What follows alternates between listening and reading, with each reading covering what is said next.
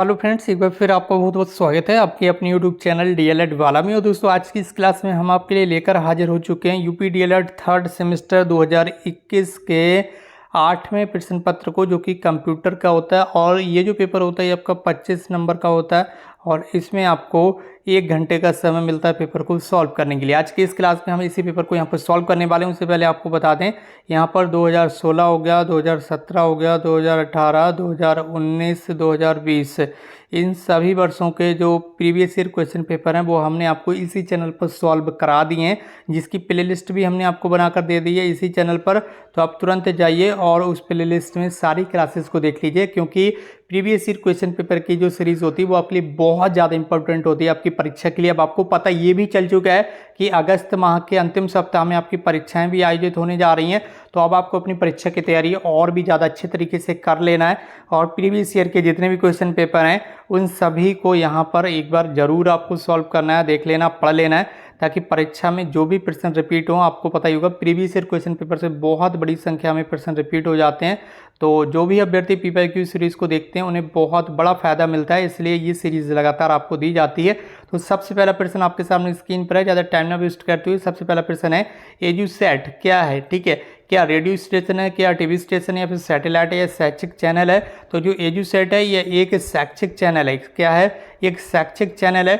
शिक्षा के क्षेत्र में शैक्षिक उपग्रह है। ये भारत का पहला उपग्रह है जो भारत सरकार के द्वारा दूर और ग्रामीण स्थानों पर रहने वाले जनसंख्या को शिक्षित करने की कल्पना से लॉन्च किया गया था। इस उपग्रह के माध्यम से सभी प्रकार के शैक्षिक पाठ्यक्रमों का प्रसारण भारत के सभी दुर्गम क्षेत्रों में किया जाता है। और ये एक शैक्षिक चैनल है, या आप बोल सकते हैं एक शैक्षिक उपग्रह है। ठीक है, तो इसके साथ ही बढ़ रहे हैं अपने अगले प्रश्न को। प्रश्न संख्या 2 आपके सामने स्क्रीन पर है। इनमें से सर्च इंजन कौन सा नहीं है, यानी कि किस पर आप सर्च नहीं कर सकते हैं। ठीक है, जैसे कि आपने मोबाइल ओपन किया, मोबाइल में आप बहुत सारे जो सर्च इंजन है वो रहते हैं, जिसकी आपका गूगल हो गया, या फिर याहू हो गया, ठीक है, या फिर विंग हो गया। ठीक है, तो ये क्या है, ये आपके तरह के सर्च इंजन है। ठीक है, लेकिन जो यहाँ पर फायरफॉक्स है, फायरफॉक्स क्या है, फायरफॉक्स को छोड़कर अन्य सभी सर्च इंजन है। ठीक है, तो इस सवाल का राइट आंसर क्या हो जाएगा, ये फायरफॉक्स जो है ये सर्च इंजन नहीं है, जबकि विंग, गूगल, याहू ये सारे के सारे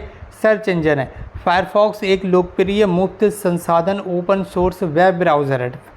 फायरफॉक्स क्या है, फायरफॉक्स एक वेब ब्राउज़र है। ठीक है, और इस ब्राउज़र के अंदर आप इन सभी सर्च इंजन को यूज़ कर सकते हैं, जैसे कि ओपेरा मिनी। ठीक है, ओपेरा मिनी क्या है, ओपेरा मिनी एक वेब ब्राउज़र है। ठीक है, जिस ब्राउज़र के अंदर आप गूगल को यूज़ कर सकते हैं, याहू को यूज़ कर सकते हैं, विंग को यूज़ कर सकते हैं। ठीक है, लेकिन ओपेरा मिनी कोई या फिर यूसी ब्राउज़र ये आपके कोई सर्च इंजन नहीं है, बल्कि ये क्या है, ये एक ब्राउज़र है। इसी तरह से मोजिला फायरफॉक्स भी, इसे का फुल नेम होता है मोजिला फायरफॉक्स। ये एक तरह का वेब ब्राउज़र है जिसके अंदर आप सर्च इंजन यूज़ कर सकते हैं। ठीक है, तो यहाँ आगे बताया गया है जिसका इस्तेमाल इंटरनेट और आपके कंप्यूटर में मौजूद वेब पेजों को पढ़ने के लिए किया जाता है। इसी के साथ अगला प्रश्न, जितने भी नए भाई बहन हैं तुरंत चैनल को सब्सक्राइब कर लें। यहाँ पर आपकी तैयारी लगातार कराई जा रही है। अगस्त माह के अंतिम सप्ताह में आपकी परीक्षाएं हैं, आपकी परीक्षाओं में आप अच्छा प्रदर्शन कर सकें, इसलिए हम आपके लिए उपलब्ध हैं। तो आप भी हमारे साथ बने रहिएगा। जितने भी नए भाई बहन हैं वो जुड़े रहें हमारे साथ। विकीपीडिया क्या है, इंसाइक्लोपीडिया है, वेब ब्राउज़र है, सर्च इंजन है, या फिर वायरस है। तो जो विकीपीडिया होता है उस पर बहुत सारी जो जानकारी है वो इकट्ठी रहती है, जिस पर आप रीड कर सकते हैं। किसी भी व्यक्ति की जानकारी हो गई या किसी भी अदर किसी चीज़ की जानकारी हो गई, तो ये विकीपीडिया क्या है, एक इंसाइक्लोपीडिया रहता है सोर्सेज का। ठीक है, इन्फॉर्मेशन का। तो विकीपीडिया एक मुक्त ज्ञानकोश है जो दुनिया भर के योगदानकर्ताओं द्वारा संपादित किया जा रहा है। ये बहुभाषी वेब आधारित मुफ्त सामग्री ज्ञानकोश परियोजना है। ठीक है, तो ये क्या है, एक तरह का इंसाइक्लोपीडिया है। विकिपीडिया क्या है, एक इंसाइक्लोपीडिया है। इसी के साथ बढ़ना है अपने अगले प्रश्न की ओर।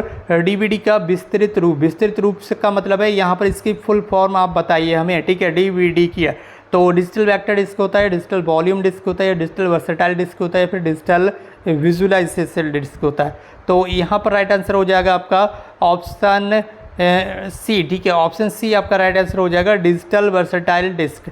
Digital versatile, digital versatile, digital versatile आपको ध्यान रखना है, डी से वर्सेटाइल, ठीक है। तो digital versatile disc, option C आपका राइट आंसर हो जाएगा। ये आपका फुल फॉर्म होती है। इसी के साथ बढ़ रहे हैं अपने अगले प्रश्न की ओर। प्रश्न संख्या 5 आपके सामने स्क्रीन पर आ चुका है। प्रश्न संख्या 5 में आपसे पूछा जा रहा है CD रोम में फाइल को कॉपी करने की प्रक्रिया क्या कहलाती है। जो CD रोम होती है, इसमें आप कोई भी फाइल होता है उसको आप जब कॉपी करते हैं तो उसे क्या बोलते हैं, ठीक है। तो उसे वर्निंग बोलते हैं। क्या बोलते हैं?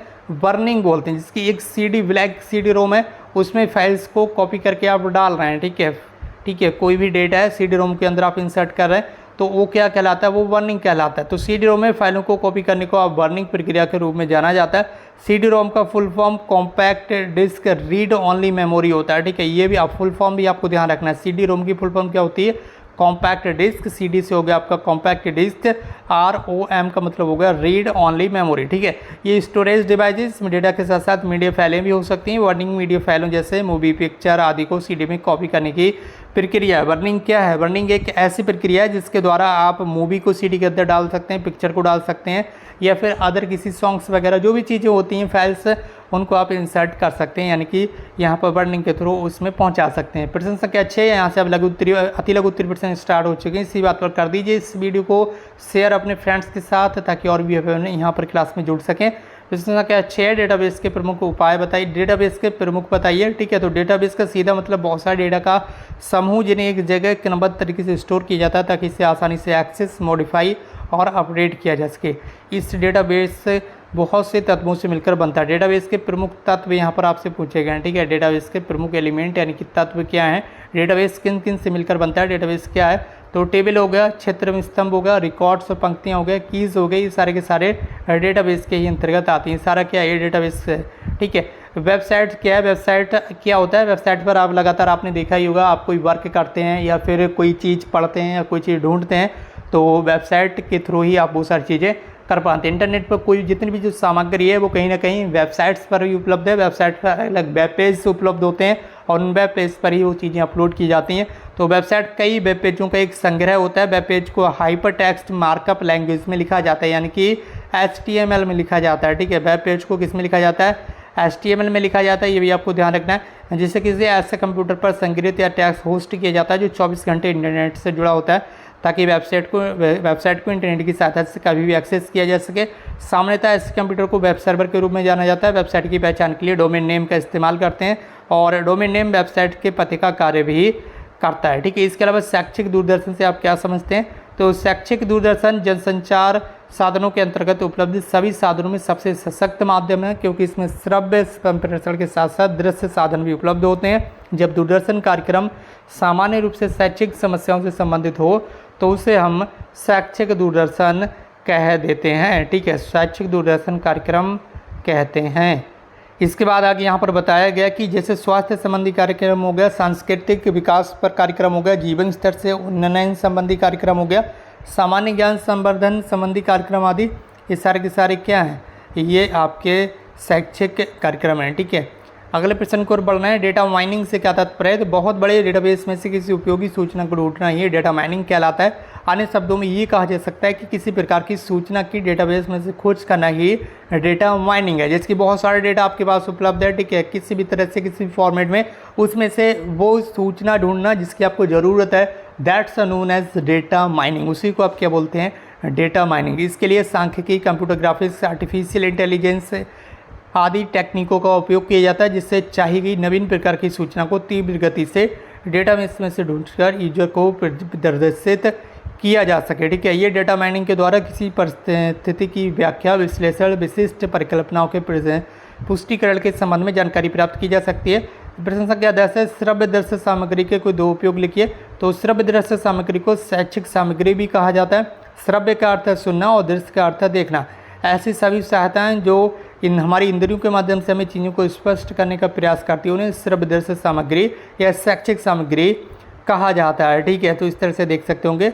और यहाँ पर उपयोग बताए गए हैं विद्यार्थियों की समझ को सुगम बनाने के लिए, सुनने की क्षमता विकसित करने के लिए ये श्रव्य दृश्य सामग्री के उपयोग हैं, ठीक है। इसके अलावा यहाँ पर अगला प्रश्न है, प्रश्न संख्या 11 है, जॉब पोर्टल क्या होते हैं? जॉब पोर्टल, ठीक है। तो जॉब पोर्टल एक ऐसी वेबसाइट है जहां जिन लोगों को नौकरी की ज़रूरत होती है वे नौकरी ढूंढ सकते हैं और नौकरी चाहने वालों की तलाश करने वाली कंपनियां सही कर्मचारी ढूंढ सकती हैं। एक ऐसे माध्यम के रूप में कार्य करता है जहां नौकरी चाहने वाले प्रोफाइल बना सकते हैं, बायोडाटा अपलोड कर सकते हैं और विभिन्न उद्योगों और स्थानों में नौकरी के अवसर खोज सकते हैं, जिसकी आपने एक वेबसाइट का नाम सुना होगा naukri.com। ठीक है, इस तरह से और भी कई सारी वेबसाइट्स हैं। यूपी का भी यहाँ पर पोर्टल है अपना, ठीक है, जहाँ पर आप जॉब को हासिल कर सकते हैं। तो इस तरह से ये जॉब पोर्टल जो है वो वर्क करते हैं, जहाँ पर अभ्यर्थी क्या है जॉब ढूंढते हैं और कंपनियाँ वहाँ पर अपनी जॉब को पोस्ट करती हैं कि हमारे यहाँ ये पोस्ट है, आप इस पर अप्लाई कर सकते हैं। तो इस तरह से जॉब आसानी से मिल सकती है।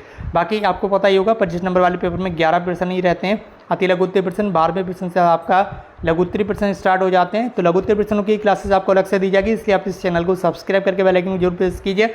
और दोस्तों आज की इस क्लास को बस यहीं पर समाप्त करते हैं। हमसे जुड़ने के लिए बहुत बहुत धन्यवाद। Thank you so much for connecting with